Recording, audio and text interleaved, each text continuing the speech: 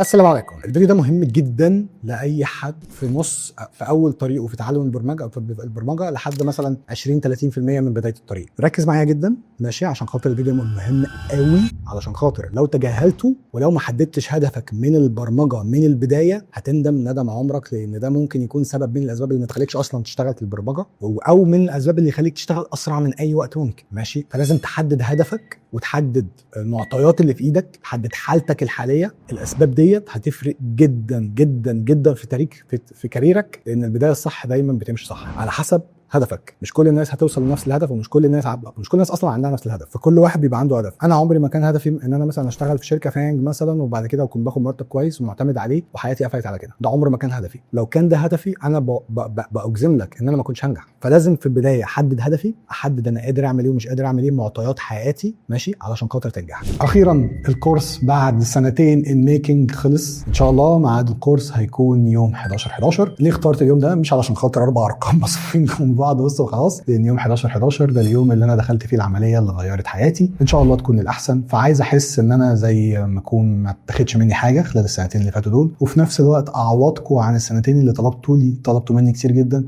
ان انا ارجع اعمل الكورس تاني. فان شاء الله اللانشنج بتاع الكورس الفيديوهات المسجله هتكون افيلبل يوم 11/11، وفي نفس الوقت يوم 11/11 هنبدا الجلسات اللايف بتاعتنا. هنعمل سيشن لايف كل اسبوع لمده 6 شهور ان شاء الله، لحد ما كل الناس اللي هتشترك في الكورس بتاعنا تكون كلها باذن الله اشتغلت، واكون عوضتكم ان شاء الله. وحاولت ان انا ارد جزء يعني من الدعاء اللي انا خدته منكم ومن المحبه اللي خدتها منكم الفتره اللي فاتت دي. فالكورس هيبقى يوم 11/11 لكل الناس اللي هي حابه تشترك. جهز نفسك علشان خاطر 11/11 مصر كلها هتشتغل في البروجرامينج. لازم تحدد هدفك وتحدد المعطيات اللي في ايدك، تحدد حالتك الحاليه. فانا عايز اقول لك ان في اكتر من شكل. خلينا نفترض ان احنا معانا 3 اشخاص، شخص واحد، شخص 2، شخص 3. اول واحد فيهم هدفه انه يشتغل في اي مجال في البروجرامينج باسرع وقت ممكن. الشخص ده معطياته ايه؟ خلص مثلا جامعه، بيشتغل بس بيصرف على نفسه، بس محتاج ان هو يشتغل في اسرع وقت ممكن علشان خاطر يبقى في مرتب يقدر يصرف بيه على نفسه او يصرف بيه على اهله. فما عندوش رفاهيه ان هو يتعلم تراك كبير، او عنده رفاهيه ان هو يذاكر كتير، فمحتاج ان هو مذاكرته تبقى قليله وفي نفس الوقت يوصل لجوب اوفر في اسرع وقت ممكن. فالشخص ده مش هيبقى بيركز في كل اسبكت في المذاكره او في تعلم اللانجوج او في الرود ماب بتاعته، ان هو لما يمشي عليها مش هيبقى عنده الرفاهيه بتاعت ان هو يدي كل حاجه حقها قوي. ان هو مثلا يبدا بسوليد بيزكس كويسه جدا، ان هو يشتغل في البروبلم سولف كويس جدا. ماشي، الصح ان انت تاخد وقتك، والصح ان انت تذاكر كل يوم على قد ما تقدر، والصح. بس الناس كلها بتكلمنا في الصح مش المناسب. انا خدت كلمه من حد قبل كده، انا كنت اشتغلت معاه دايما. انا كنت ماشي كل حاجه في البدايه الصح كذا لازم يتعمل في الشغل، الصح كذا ده اللي لازم يتعمل، الصح كذا اللي لازم يتعمل، لحد ما لقيتهم في الشغل بيعملوا حاجه غلط والتيم ليد موافق على الحاجه الغلط دي. فرحت قايل له يعني ده غلط، انا وانت عارفين ده غلط. قال لي في فرق يا عمرو ما بين الصح والمناسب. احيانا بنعمل الغلط لان ده هو اللي هيحقق لنا اكبر عائد ايجابي لينا. فهنا احنا مش بنتكلم عن الصح والغلط، هنا احنا مش بنتكلم، احنا بس بنحاول نساعد الشخص على حسب حالته.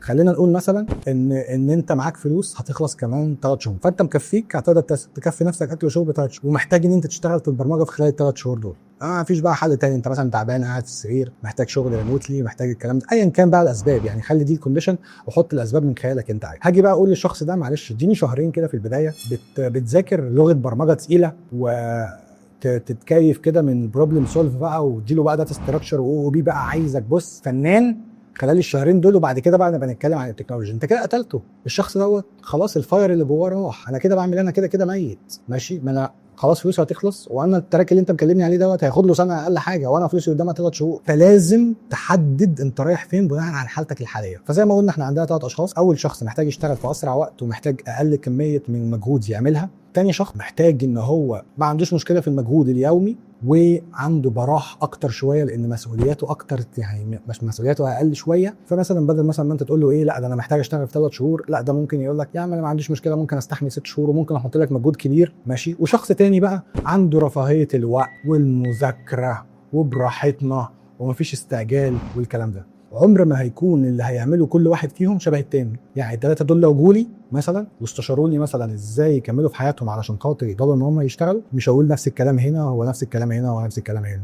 انا فاكر في ناس كتير قوي كنت بقول لها ايه، انت عايز تعمل ايه؟ قول لي حالتك ايه، انت حالتك 1 2 3، انت تبقى فول ستاك انجلر دوت نت، وده اكبر تراك ممكن، كميه مجهود ومذاكره مش طبيعيه، تاخد معاك وقت طويل جدا. ويجي ناس تانية اروح قايل له ايه، اتعلم فلاتر واشتغل بسرعه، اتعلم رياكت واشتغل بسرعه. وفعلا بتيجي الناس دي بعد كده وتقول لي ده كان انسب حاجه لينا، اللي انا قلت له كده ولا انا قلت له كده. فبالنسبه للثلاث حالات انا لازم تحدد الاول اللي هو ايه، انا دلوقتي ما عنديش رفاهيه الوقت، ما عنديش رفاهيه ان انا اذاكر قوي، بس محتاج ان انا ارمي نفسي في المجال، وبعد كده انا هتعامل، انا هحاول ان انا ابذل مجهود اكتر واعوض اللي ناقصني. والتكنيكال ديبت، ان فكره ان انا عندي نقص في التكنيكاليتي هعوضه وانا شغال وهبذل مجهود زياده، بس على الاقل خالص بس انا 6 جنيه، انا 6 جنيه مرشح له جزء من تراكات معينه. الحاجات دي انا مش بعمل اعلان، بس الحاجات دي انا اوريدي شرحها ان ديتيل بشكل مطول، ان هي خدت ساعات في الكورس. حبيت شو حبيت ما حبيتش، الفيديو ده كافي ان هو يفهمك انا قصدي ايه. تاني واحد بقى حد في المتوسط بقى قادر ان هو يذاكر كل يوم اكتر شويه، مثلا ولنفرض هو مش شغال، اهله هيدعموه حبه، مع ممكن مثلا الدنيا تبقى ستريتش شويه، هروح مثلا قايل له ايه، ذاكر دوت نت، خليك باك اند دوت نت مثلا، هبديك اكزامبل، او خليك باك اند سبرينج بوت. زي ما قلت انا شارح كل حاجه فيهم ده في الكورس، او الفرق ما بين كل تراك والتاني اللي يخليك تختار بالظبط التراك اللي انت هتحب تمشي فيه. ده يعني خد مرار الحمد لله نقدر اللي احنا نعمله، وده حصل، بس مش ده هدف الفيديو ده. زي ما قلت لك تاني مثلا هروح قايل له ايه، لا انت تبقى باك اند دوت او سبرينج كود. تالت واحد ده بقى انا هقول له انت هتبقى فول ستاك انجلر دوت نت.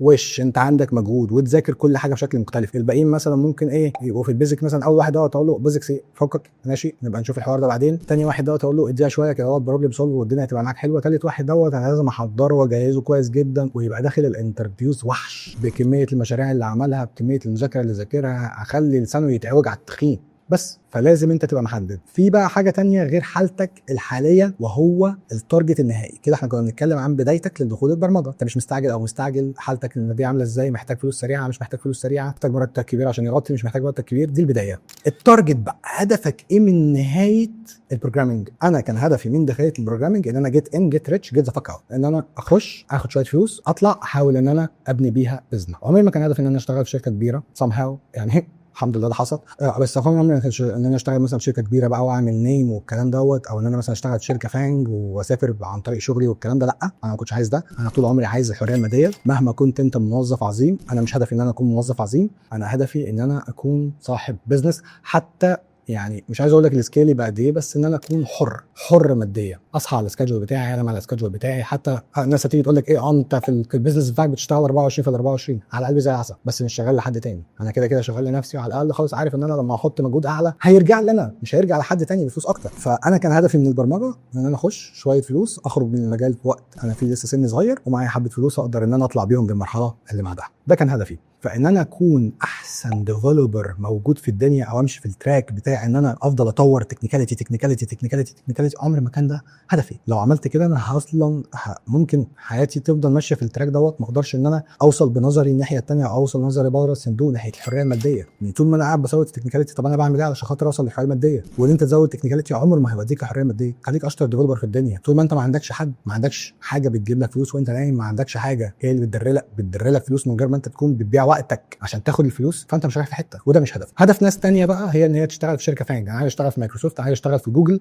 وافضل قاعد شغال عندهم بال 20 30 سنه لحد ما اطلع معاش وابقى عايش على معاشي وشكرا على كده. الشخص ده انت لازم تمشي ورا التكنيكاليتي بتاعتك على طول. ففي واحد زي حالاتي عايز يخرج منها، في واحد مثلا هناخد مثلا اكزامبلز زي الباشمهندس احمد هشام، باشمهندس عظيم احسن مني في كل حاجه، مع ان انا ممكن اكون اشتغلت من قبل شويه، بس هو احسن مني في كل حاجه. تكنيكاليتي هو احسن مني بكتير، اتكلمت معاه شويه، هو تكنيكاليتي احسن مني بكتير، هو خد الطريق ده ماشي. الله اعلم هو عايز في النهايه يعني يحاول يعمل حاجه بنفسه ولا لا، ولكن يعني انا اشهد ان هو مع ان هو ممكن يكون الوقت اللي اشتغله اقل من الوقت اللي انا اشتغلته، ولكن هو كمهندس احسن مني، هو كبروجرامر هو احسن مني تمام. فده الطريق اللي هو خده وهو نجح فيه، ده الطريق اللي انا خدته ولسه بحاول ان انا انجح فيه. فلازم تبص برضو اخر البرمجه انت عايز ايه، تطلع في السلم واحده واحده، تقعد تترقى تبقى اي تي مانجر، تبقى سوليوشن اركتكت، تقعد تترقى في اللادر واحده واحده في السلم واحده واحده، ولا انت عايز تجيت ريتش جيت ذا فاك اوت وتطلع بسرعه والبرمجه ترميها ورا ظهرك، ولا انت عايز تلف في الدنيا وتشتغل في شركه من هنا وتتنقل من هنا لهنا بس انت مهندس تقيل وتاخد رقم محترم كل شهر. فكل حاجه ليها طريقه في المذاكره، طريقه في المجهود اللي انت بتبذله. حدد هدفك من البدايه، لان انت لو ما حددتش هدفك من البدايه هتلاقي نفسك في حياه